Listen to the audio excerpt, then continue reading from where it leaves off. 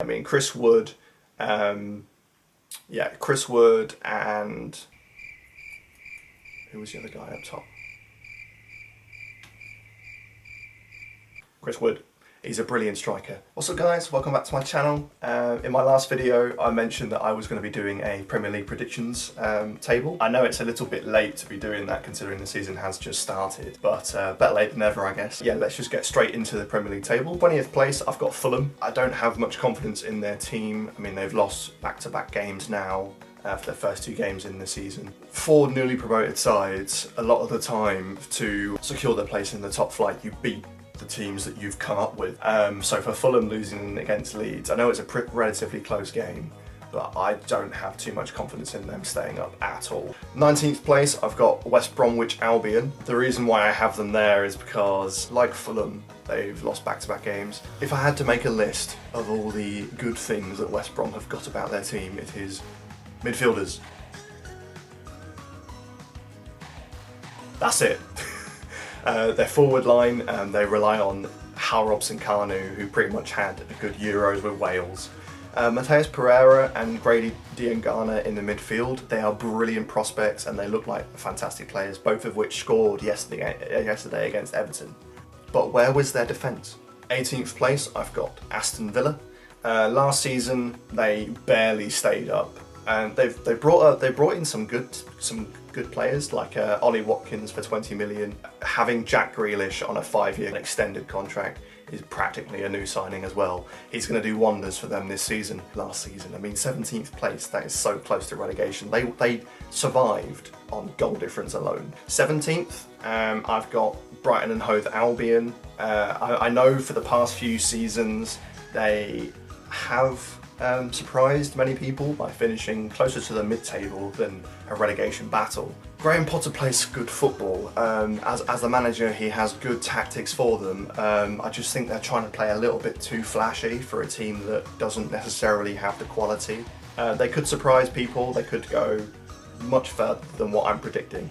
I have to predict someone to go somewhere, and Brighton for me, 17th place. 16th, I have Burnley. Burnley have been doing very well under Sean Dyche. Their board has so much backing for him. Even when he did get relegated a couple of seasons back, they stuck with Sean Dyche and it was the right decision. Turf Moor is a place where many teams are scared to go, just because, not because Burnley play exciting football, they're just this rock that is so difficult to get past. They play such good defensive football, and on the counter they are pretty deadly. I can't see them pushing on what they did last season. 14th, I have Crystal Palace. Now, they did beat Manchester United yesterday 3-1, but I just think that was a tough day at the office for United, personally. They just rest so much hope on Zaha's shoulders, as was shown yesterday with 2 goals.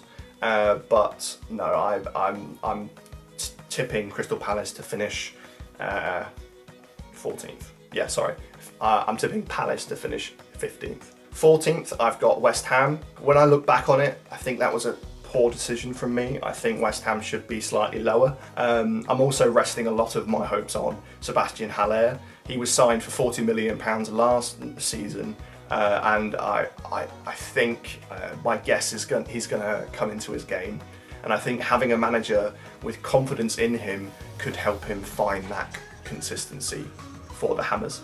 13th place, I've got Sheffield United. I was kind of umming and ahhing about whereabouts I wanted to put them, because Sheffield United did so well last season and were so unlucky to miss out on European football. But they did overperform. I mean, as much as Chris Wilder has done wonders with that team, they were overperforming. It's going to be second season syndrome for them, unfortunately, this season. 12th, I've got Newcastle United. It's recently come out in the news that Mike Ashley looks like he's going to be taking the Premier League to court over their supposed takeover that was supposed to happen before the season began. I mean, everyone expected Steve Bruce to come in and then leave almost instantly. They didn't think he was the man for the job. He's proved everyone wrong. He's done fantastic. But Callum Wilson and Ryan Fraser, 2 brilliant signings for Newcastle.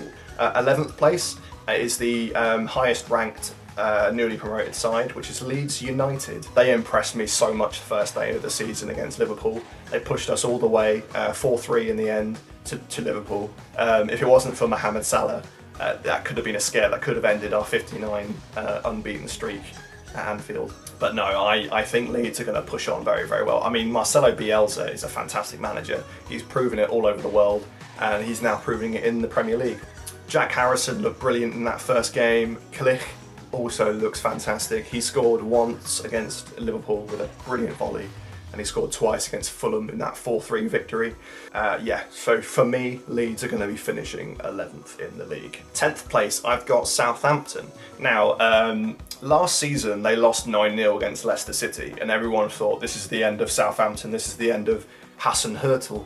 People could not be any more wrong. After that 9-0, they were fantastic. Danny Ings really, really stepped up. He carried that Southampton team on his back. Hassan Hurtel has proved a lot of doubters wrong, and I think he's going to continue doing so this season. So 10th place for me for Southampton.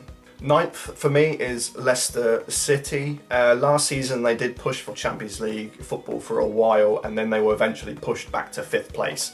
They did end the season relatively poorly. They looked a shoe-in for Champions League football and then missed out last day. I'm expecting it to be pushed a little bit further backwards, so rather than finishing anywhere near 5th this season, they're going to be finishing about 9th place. Other teams around them have been doing a fantastic business, whereas Leicester have just sold players and then replaced them. So Timothy Castagne coming in for Ben Chilwell. It's a good signing, and it was half the price that they sold Chilwell for, so that was very, very good business. But as much as he did score first game of the season, he's going to take a little bit of time adjusting to the English football. Brendan Rodgers is a fantastic coach. I'm not expecting him to be sacked by Leicester City at all. He's going to be there for a number of seasons, in my opinion.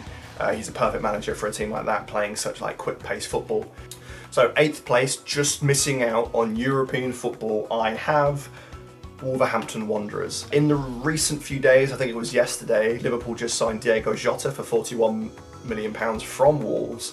I don't think Nuno Espirito Santo is going to miss him too much. I mean, he's been on the bench for a while.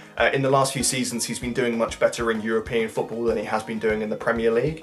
It's not necessarily something that looks wrong on Jota. It's just Nuno Espirito Santo has many different options up front, and let's be honest, no one's replacing Raul Jimenez up top for Wolves. He's been fantastic. He's been their danger man for so long. Wolves need to sign a right back. Otherwise, people are going to look at that area of the field as a weakness, and they could be exploiting that further along in the season. 7th place, just creeping into European competition, I've got Everton. They've started this season very, very well. I'm expecting it to slow down a little bit, but they are looking very, very strong, and they could be pushing for European football. Signing James Rodriguez for a fraction of the price that Real Madrid signed him for, that's a fantastic deal. Calvert-Lewin is looking fantastic. Scored a hat-trick yesterday, all from his first touch. But their defence is not necessarily the strongest part of their team. Seamus Coleman could definitely do with a replacement, but they've got a good team. Luca Digne is going to shore up that position for a long time. He's looking like the modern-day Baines for Everton. Just above Everton in 6th place, I have Arsenal. Now, they're looking a little bit better under Mikel Arteta now. They brought Dani Ceballos back on loan. He played well last season. He didn't necessarily go up to the potential that they were expecting him to be, but I think he could be a brilliant signing for this season. Getting out Aubameyang on a longer contract is just like a new signing. He's been Arsenal's Thierry Henry of the modern era. He's been fantastic. Gabriel Magalhaes, I mean, he scored on his debut and he looks very, very good in defence. So yes, for me, Arsenal 6th place. 5th, just above Arsenal, I've got Tottenham. Jose Mourinho, he's been good with Spurs. I wouldn't necessarily say he's pushed on to what everyone expected him to be. He could go on to win a domestic trophy like the League Cup or the FA Cup, but I can't see Spurs challenging for the title anytime this season. They've made some good signings. Pierre-Emile Højbjerg from Southampton for about £20 million. It's a good signing, but does it necessarily improve on what they've currently got? I'm not entirely sure. Matt Doherty was a brilliant signing. I mean, Serge Aurier, he was good for Spurs, but he was such a liability because of his attitude that he just got like the occasional spontaneous red card, and it just wasn't good for them.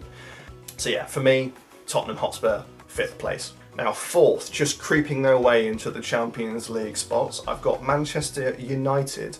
They've made some good signings, or signing really, Van der Beek being pretty much the only one. But he has been fantastic for Ajax in the recent few seasons.